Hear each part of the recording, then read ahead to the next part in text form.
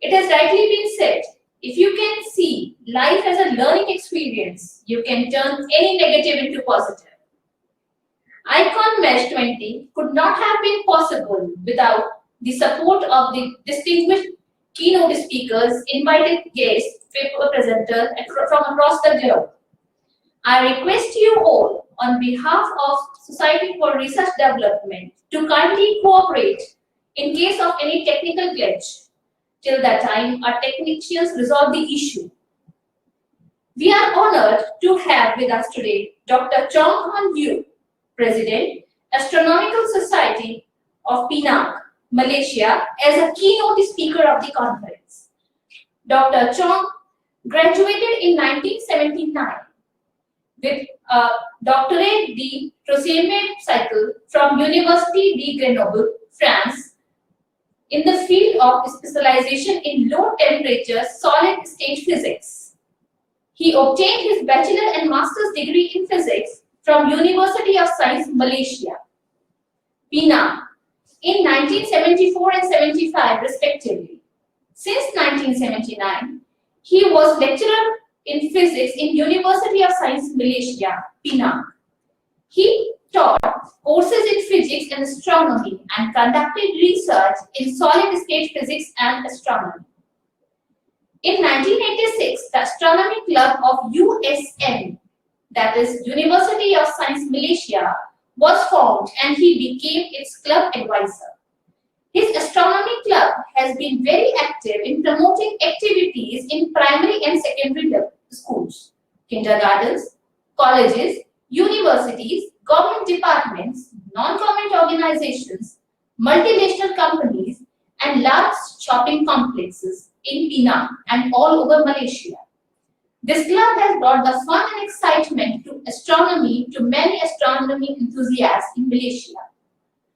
The title of keynote address is Bringing Universe Appreciation, Astronomy Fun and Astronomy Career Prospects to Astronomy Enthusiasts.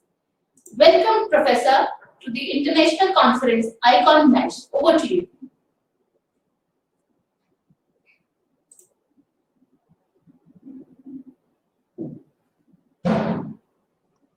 Can you hear me? Can you see me? We can see you. Madam MC, can you? Yes, Dr. Chong, we can hear you. Okay, can you see me? Yeah? All right. So, very good morning, good evening, good afternoon to all the participants and distinguished speakers. So, first of all, I would like to thank the Society for Research Development, Professor R.C. Singh, the President, and Secretary of the Society, Dr. Rohit Kokar, and Professor Rajendra Kumar for giving me this opportunity to give this presentation. All right. So we have been promoting astronomy in Malaysia at an amateur level for many years. My background, as Madam MC has said, is in solid state physics, but it's a kind of a childhood interest, and there are many people in Malaysia with this. So the title of my talk is Bringing Universe Appreciation, Astronomy Fun, and Astronomy Career Prospects to Astronomy Enthusiasts. Not necessarily in Malaysia, to people from around the world. They have come to Malaysia, and people from all walks of life are keen on this interest. So that's me. We are from the Astronomy Society of Penang. That's our logo. And you see here a big telescope, and there's a Penang Bridge, you know. And ladies and gentlemen, this is not the coconut tree. This is the betel nut tree. All right, Arikan nut, that Penang. And then you have a constellation there, Orion, with the star Polaris, the northern star. So look at this logo. Any astronomer in the world will know that this is from Penang. So we have a background of the astronomy activities in Penang, all right? It started in 1986. So at that time, I was a lecturer in the School of Physics in University of Science of Malaysia in Penang, Malaysia. And there was this thing that appeared in the sky, Halley's Comet, all right? So it was a 5 months, what we call view of the Halley's Comet. So many people in the university and in Penang went gaga. So we saw this with our telescope and so on. So when it appeared, it was very, very bright, right? 1986, 1987. So people around the world, including Malaysia, we saw the comet for 5 months. Early morning for 5 months, all right? And this comet was very famous at that time. Of course, now with the invention of the internet and a lot of telescope on the ground and in space, a lot more pictures have been taken. But at that time, in 1986-87, Halley's Comet was considered as the most famous astronomical object in history because it was discovered in the 18th century, predicted by Sir Edmund Halley, British astronomer. Remember, Halley was a contemporary of Isaac Newton. So one of the what I call common activities we have is stargazing, where we have this. Let's put a telescope, that's me over there, all right? So this was done in what they call Putrajaya, the capital city of Malaysia, where we conducted a big star party. So I was showing some of the participants of object in the sky, all right? That's over there is Dr. Spice Khalid, one of our Malaysian candidate astronaut, all right? And now this is what we do is, we call it bringing astronomy to the people, right? So we put it in the 5-foot way, outside the cinema. Those days we have cinema in Malaysia, and also in the shopping complex, in the compound of the multinational company, in the public area, everywhere in Malaysia. So everywhere people are keen. So this is one of our members showing the people the planet Saturn. So we can show them Saturn, and now with the handphone technology, you can snap Saturn instantly and send to your friend anywhere in the world. And they'll ask you, who took the picture of Saturn? I took it. All right. So everyone is keen. Now the lady is holding in her hand a star chart. All right. A star chart is where you can see the stars and constellation. All right. So this is our member explaining to the members of the public these stars. So even without a telescope or binoculars, anywhere in the world in a dark location, you use your eyes. You can recognize the constellation and stars and many other amazing objects in the night sky. So this is a star chart. All right. Not star chart. This is a bigger view of star chart. So you find a lot of stars and constellations. So this is a positive star chart. The sky is dark, stars are bright. This is a negative star chart where the sky is bright. Of course, the sky normally is dark, but this is a negative star chart. Stars are what they call, the sky is bright and the stars are black. Because it needs less ink to print this. So we have given tens of thousands of star charts in Penang and all over Malaysia. And even the kids, they have sessions. So this is a group of Thai kids from Thailand came to Penang, and we showed them during the daytime how to use the star chart. And then even the small kids are keen, all right? So we are bringing astronomy to everyone, to our background, in the big cities in Penang, in Malaysia, even in the kampong, in remote area, and even in the aboriginal settlements, the Orang Asli settlement. So even for the young people, so she's looking at the moon here, so the mother is holding her to look at the moon. So we start them very young. Even there are people who are in preschool already join our activities. So this lady is showing the baby, the object in the sky. And everywhere we go at the end of the event, so boys and girls, what do you find the activity? So nice, please come again. So very nice. So this is in the school in Penang, and this is a school in Kedah, in one of the remote area in Kedah, in the kampong. And now we have even the daytime. So some people say, what can you see in the daytime? In the daytime, we look at our mother star, the sun, all right? So we have put our telescope here, equipped with a solar filter, and the kids will look at the sun safely. So this one is to look at the sunspot. And this is another telescope. With this telescope, you can look at the solar explosion, the prominences. So we bring it to a school in Province Valley in Malaysia. Right, and this is another one is, so everyone can see, even the little girl can see so this is a solar filter, can see the sunspot. But in the past few years, we don't have many sunspots. So the sun is now at the minimum, solar minimum, not only sunspot. The year 2022, 2023, a lot of sunspot. So you can take pictures of the sunspot with your handphone or your camera. So this is a picture of sunspot taken by us. So you see many sunspots, all right? So the sun is a dynamic kind of organism, right? It's like living. So you have sunspot appearing and also solar explosions. This is a more detailed picture of the sunspot. So many amateur astronomers in the world now have taken pictures of the sun, the moon, the galaxies, the nebula, even more beautiful than that taken by Hubble. Previously, we like to see pictures taken by Hubble Space Telescope, but now we prefer to see amateur astronomers, beautiful pictures taken by amateurs from around the world. All right, so there you see this sunspot that is enlarged. All right, so this is a small sunspot here, enlarged to become this big sunspot. Just look at the detail. All right, and then this is taken by our member. You can see the solar explosion, the prominences.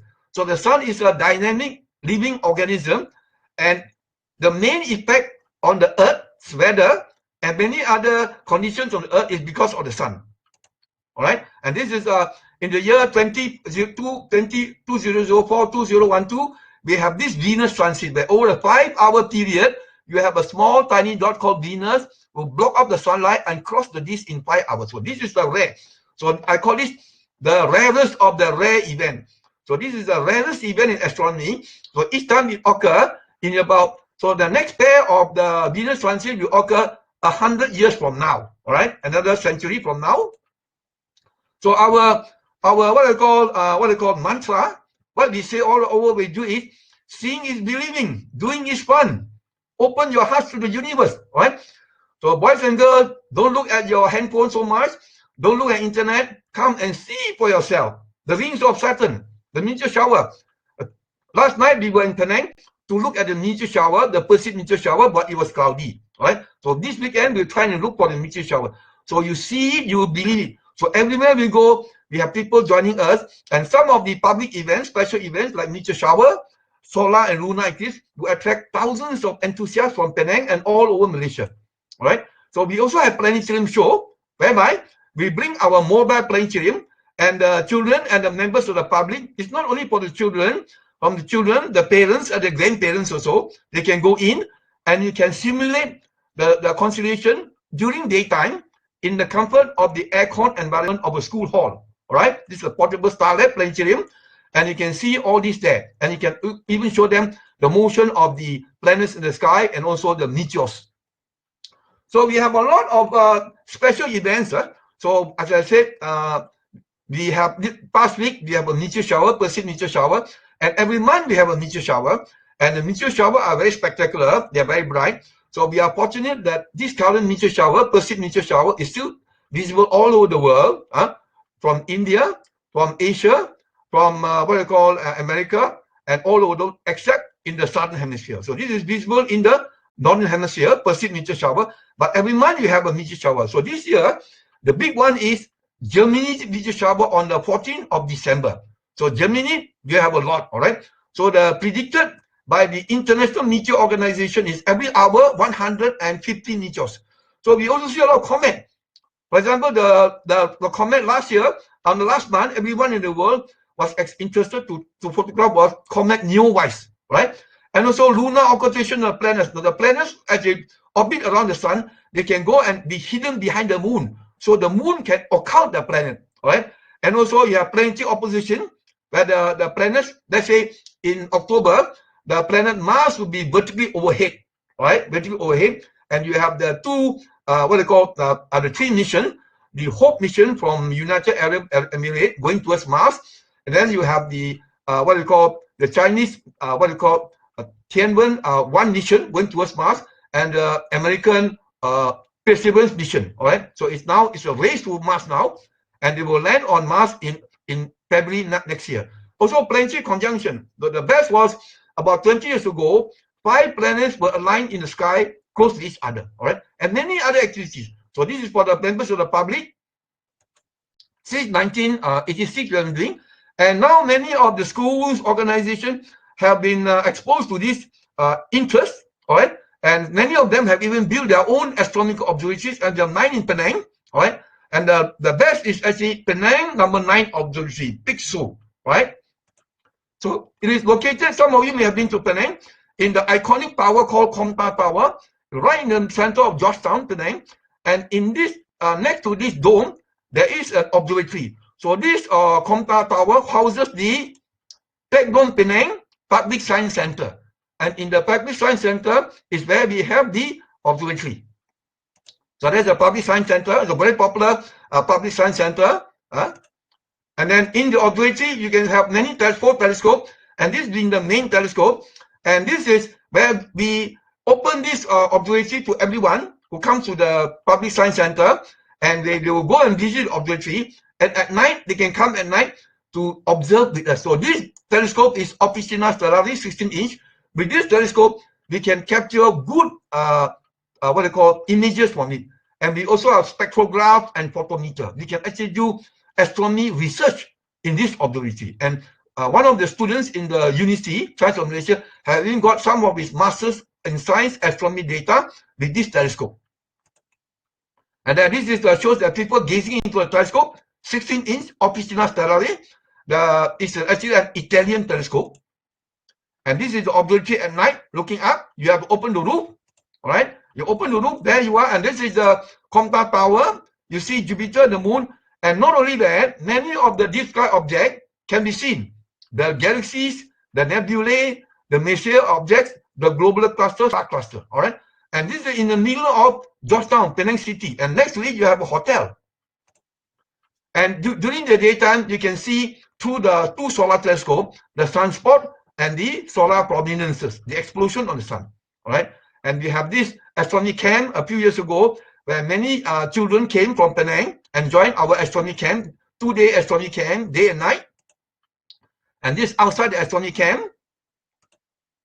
And then most of our activities are hands-on. Remember, we believe in hands-on activity. Look through the telescope, make your own telescope, make your own sundial. That's the one that's exciting, right? So we have also conducted many astronomy courses for students, teachers, and members of the public, including helping the school teachers, the primary and secondary school teachers, to prepare for their school astronomy modules so that it can be used by the students in the school, all right? So our society is already working in close contact with the Education Department of Penang, JPN, and many of the activities we help them. So we are going to conduct a lot of courses for them this year under the co-curricular syllabus. Every weekend, co-curricular activities in astronomy for the Penang secondary schools.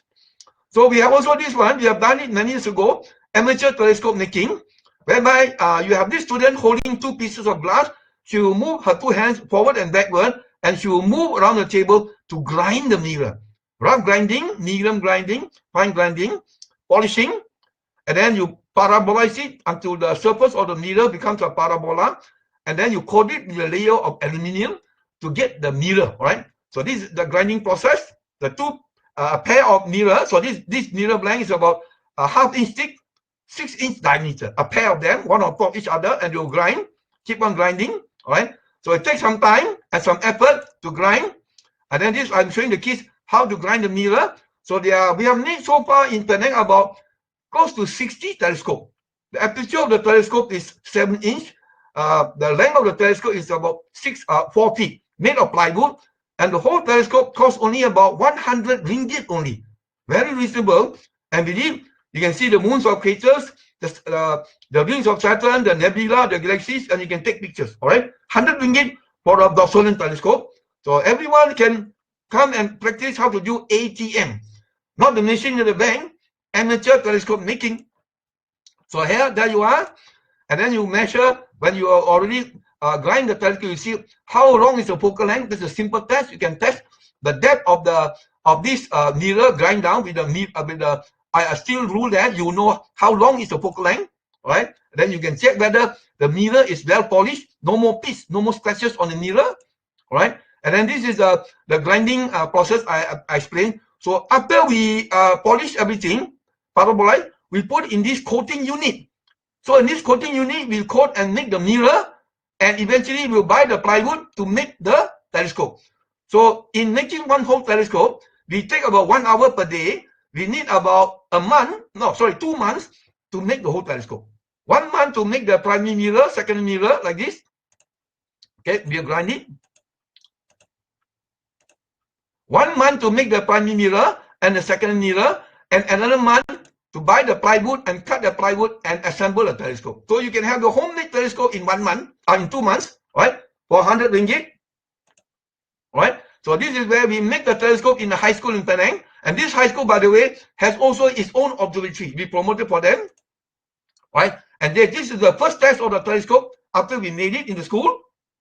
And this is where we have this visit to observatory, all right? So you see everyone there. So this is the same high school as the observatory.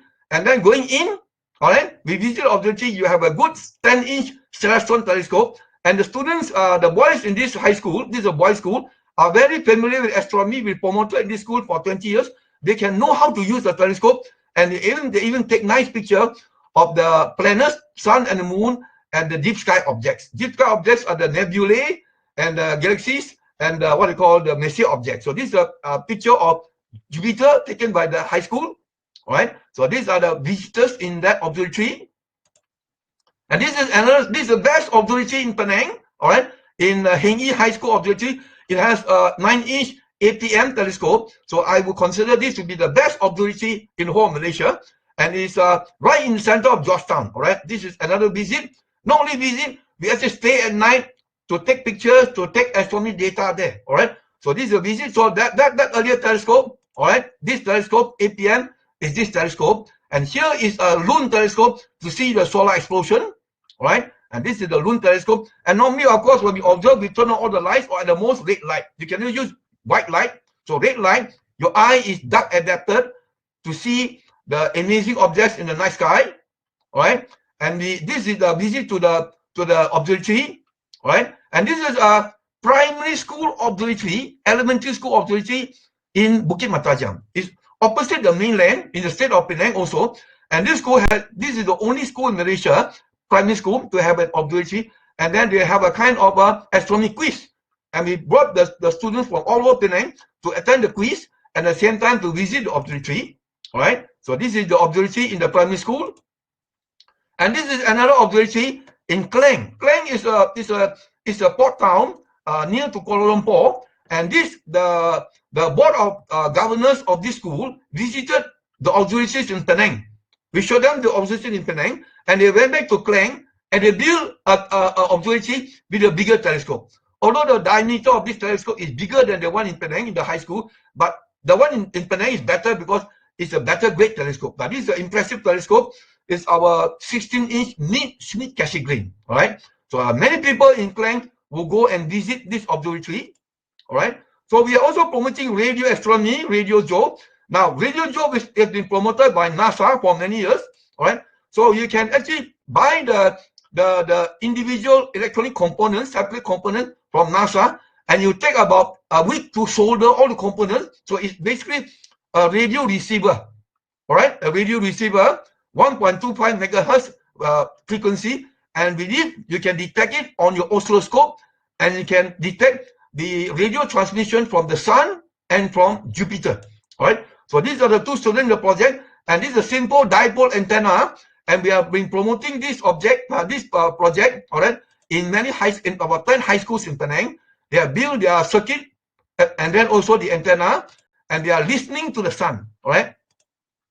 They are not watching the sun, not taking a picture, listening to the radio signal from the sun, because the sun also is very active in radio. Right, it emits radio bursts, and also from Jupiter also.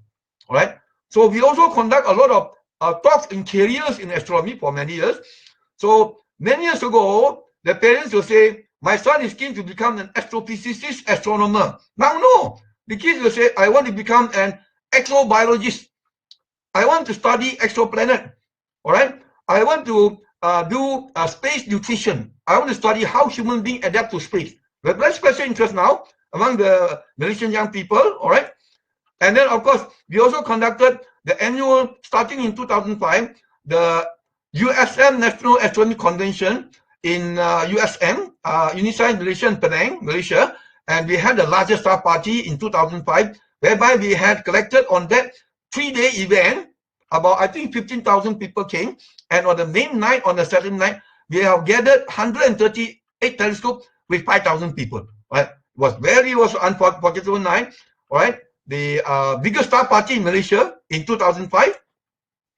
And of course, some years ago, we are also promoting the International Astronomy Olympiad, IAO, and the International Olympiads on Astronomy and Astrophysics, IOAA. Right? So we have been to these Olympiads in Greece in 2013, right? In Indonesia in 2015, and in Romania last year, IAO. And one of our students from Malaysia last year won a bronze medal from Romania. So we want to promote. So by promoting International Astronomy Olympiad among the high school students in Malaysia, you bring the the performance of the students in Malaysia, jump up a quantum level to a much higher level. All right. So this was in the International Olympiad Astronomy Astrophysics in Indonesia 2015, and we led a team of 10 students there. Right. So we are very keen to promote future astronomy Olympiad in Malaysia. and we try to open it to all the students in all the states in Malaysia. All right. So this is a very nice hobby. All right. Whenever any organization or school start the astronomy club in Penang in Malaysia, straight away after a year, I say do astrophotography, and you take those amazing objects. Now, many of these objects taken from Malaysia, I don't call it astrophotography. I call it universe appreciation. All right. It's taken from Penang, Bali Pulau, in a small near a small kampung, and our member Mr. Lim took a picture, a video, and processed it. You can see all the fine details. This is not taken by Hubble Space Telescope, taken from a kampung town in Penang, western part of Penang, Malaysia. All right. Jupiter, the same guy, Mr. Lim. This is Saturn, very nice. All right. So sometimes in one night you can take one or two of the funny images like this. It's a great satisfaction. All right. And this is a place where you have the coconuts, and you can see the Milky Way. So we are fortunate in Malaysia that many places, even outside Penang, near Penang, Georgetown, you can see the Milky Way. And places like the big cities in Malaysia, like a place called Kuala Lumpur. Kuala Lumpur is difficult because too much light pollution. Even no industrial pollution, but a lot of light pollution, you cannot see. But you can see in Penang, all right, on the western coast of Penang, all right, the Milky Way. And last month, you have the comet Neowise. So this is taken, the comet Neowise. This is not taken from Malaysia because Malaysia is not so bright. This is taken somewhere in Europe, all right? So you see the two tail, the straight tail, and the curved tail. Comet Neowise. And this is taken by a member. This is our nebula, horse-shaped nebula here. So we can appreciate this. So when we learn to see for ourselves the pictures we take, you show the people or the school students who take it, they realize that the universe is so beautiful, right? Wonderful, right? This is the Heart Nebula. I call it welcome to the astronomical zoo. Professional astronomers like to give very interesting name to astronomy, no? Black hole, Eskimo Nebula, all kinds of nebula. So maybe I've been telling our Malaysian amateur photographers, please try to look for a nice new astronomy object, and maybe it looks like it, we call it the Durian Nebula, right? You see a lot of objects named after what I call objects in the northern hemisphere. We want to have a Durian Nebula, right? And this is our neighbor Milky Way galaxy, Bima Sakti, taken from Penang, right? So you can see with your naked eye, right, from Penang. And this is a star tail taken by Mr. Lim when he visited America many years ago. So this is not a meteor shower. This is leave the telescope, your camera on a stand, no telescope, only the camera for about 2 hours, and you see the stars moving in the sky. All right, and this will prove that the Earth rotates on its axis. This is a star tail. All right, and you can take this kind of object. This is our Scorpius constellation, the head of the scorpion, the neck, and the star. And this is, of course, the great supergiant star Antares. So when we go to the school, we show them astronomy. We tell them that this is a great supergiant, and you ask us a lot of questions on the astrophysics of this great supergiant. All right, this is Gemini constellation. Okay, and this is a picture taken of the moon from Penang. Very nice, 9-day-old moon. And then this is Mars, also taken from Penang. And this is two objects, two crescent, a very small object called the moon, a crescent, and a very big object called Venus, but much further away, also a crescent. So this is called a conjunction. So the Venus will pass close to the moon is called a grazing conjunction. All right, grazing conjunction. All right. So this is astrotourism. So you have Malaysia here. All right, Peninsular Malaysia, Sabah and Sarawak. And if you go to Peninsular Malaysia, on the west coast, too much light pollution, relatively speaking, but you need to go to the east coast. Kelantan, Terengganu, Pahang, Johor, all right? That's it. But what about Penang? So Penang, basically, you have the mainland, too much light pollution, and the eastern part of the island, too bright also. But on the western coast, called Bali Pulau, quite dark. We have a lot of activities there. And in this part of the Penang Island, Bali Pulau, we have 2 observatories, right? So this on the western part, Bali Pulau, very dark, where we have a lot of activities. And this is visiting to some of the dark locations in Penang, in Malaysia, Langkawi. So visiting with my student some years ago, astrotourism. So daytime on the jetty, you go swimming, you go hiking, you go fishing, all right? You go swimming, and then a lot of nature on the ground. And Langkawi Island is a geological paradise. A lot of geological formation you can learn. And at night, get ready to take the astrophoto, right? So this guy here is a schoolboy at that time, and he get ready and he learned all by himself to take the astrophoto at night. So getting ready to take the photo at night. All right. And of course, we have been to a few parts of the world to see total solar eclipses. For example, this was taken in Shanghai in 2009. All right. You have the total solar eclipse here, and this is called the diamond ring effect. All right. And this was in Shanghai. And then you have, you see the various part of the total solar eclipse there. All right. 2009 in Shanghai. And we were fortunate because the weather was clear at that time. And this is the whole sequence. This is not the of the total solar eclipse in Shanghai, and this is not the dark clouds on the earth because of the rain clouds. No, this is the shadow of the moon during totality falling and darkening the clouds. So this is actually moon night. You're experiencing moon night near Shanghai. All right, and this was late last year in December. We went to Johor, the southern state of Malaysia, to look at the annular solar eclipse, 26 December. All right, so many parts of Asia you can see partial, but in Malaysia we can see the annular solar eclipse. So a very unforgettable experience. And you see all kinds of people with telescope there with our members. And then you see during the total the partial solar eclipse, you look at the formation of the shadow here. Looks very funny. See many crescent here. This is not a normal picture of the eclipse. All right, this is the solar crescents on the ground. All right, and this member here with an umbrella with many holes. You look carefully at the holes. They're all crescent. And I will tell this what they call student, Mr. Chai, please rotate the umbrella, and you can see the solar crescent rock and roll on the ground. Very nice, all right? So we have also done a lot of own ideas with our rainbow boxes, spectroheloscope, simple what I call empty tissue box with a mirror and a compact disc. You can see the sun's primary rainbow, and you can see, not only see it, you can even remove the tracing paper. You can catch a rainbow in your hand. You can let the rainbow fall onto your face, and when the rainbow falls to the face of the kid, I say, boy, you are now become Ninja Turtle. There you are. This is our curved rainbow. All right, so all can be done. This is a big box. You can never see a circular rainbow in the sky, so you can even make a circular bright primary rainbow there. And a double cross rainbow you can make, very easy to make only.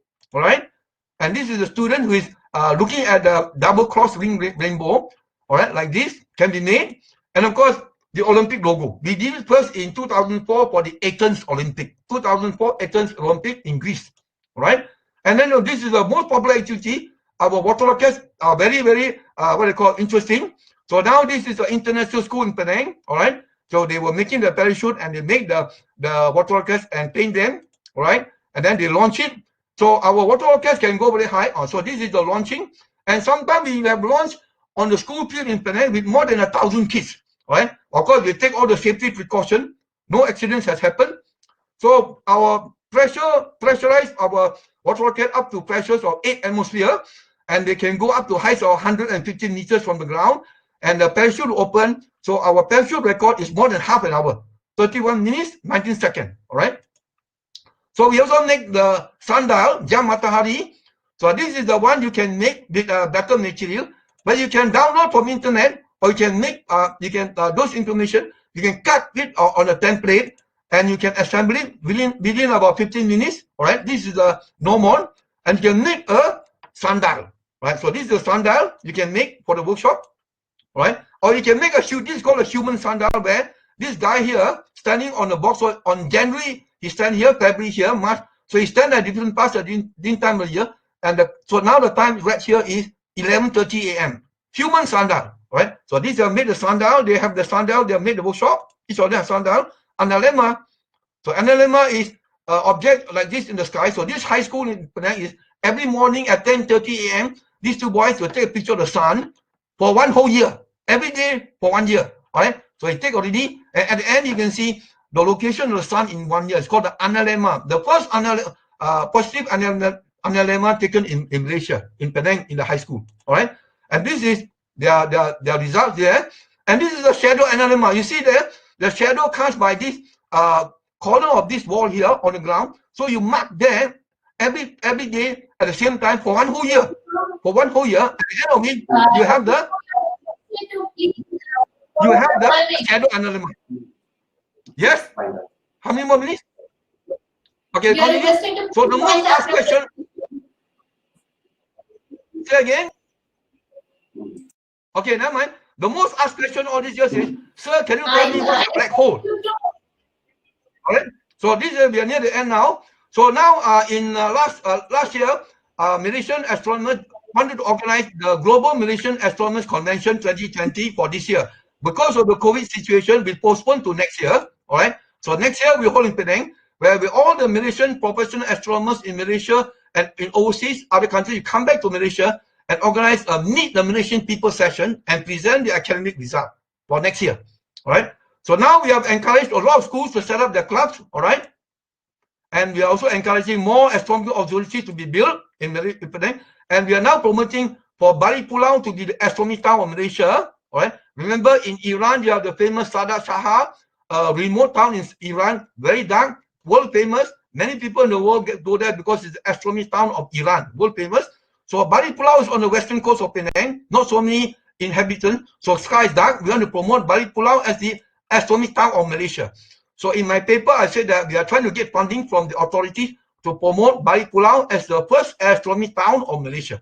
All right. So we come to the last part. So astronomy for everyone and every aspect. So over the years in our event, many people are keen. So they have the excitement and wonderment. You can see the magic in the eye of the boy or even of the grandma when you see the rings of Saturn for the first time. The sun puts out for the first time. And they will ask never-ending questions. All right. And then many of them, especially the older people, will now know what is our mankind's place in the universe. So we are on planet Earth, solar system. So and this part of the Milky Way, and Milky Way is one galaxy among billions and billions of galaxies. Right. So actually, we now open the what you call the outlook of many people in Malaysia that it's not only what happens in our everyday life on Earth that counts, but out there, there's a vast universe out there, and it affects our everyday life. Like, for example, the GPS and the clock you use are all astronomy invention. And in line with the society, what you call for research development, actually we know that astronomy affects all fields of human endeavor, history, poets, artists, and so on, right? And then now we know that more than 4,000 exoplanets have been discovered in the Milky Way. So the question of extraterrestrial, where are you? I'm looking for you, have to be changed. You'll be, E.T., where are you? I will surely find you. So many astronomers will say that every single star in the Milky Way should have exoplanet. How many stars in the Milky Way? 200 billion stars. So if each star has one planet, exoplanet, there are 200 billion exoplanets. Certainly there should be intelligent ET civilization all over the Milky Way, right? So now we come to the last part. Now even the COVID-19 has maybe a kind of link to astronomy, because in 1974, Professor Chandra Wickramasinghe in Cardiff University and Professor Fred Hall from Cambridge University in the UK, they came up with an idea called the panspermia hypothesis, said that life on the Earth cannot originate from the Earth. Life on the Earth came from space. Or the life on Earth was seeded from space, simple life, and later on evolution will occur and advanced life until human beings came. So and they also say that even viruses, bacteria came from space. So there are research being done that some of the diseases on the Earth, even like the pandemic in 2003, the virus came from space. So maybe some people will get doing. So maybe COVID-19 has something to do with space, all right? So basically, we're going to say that astronomy is actually related to building the human being, not in terms of science and technology, a total development, including art, literature, religion. It touches in all fields of human endeavor, just in line with the aims of the Society for Research Development. All right. Thank you very much. Okay.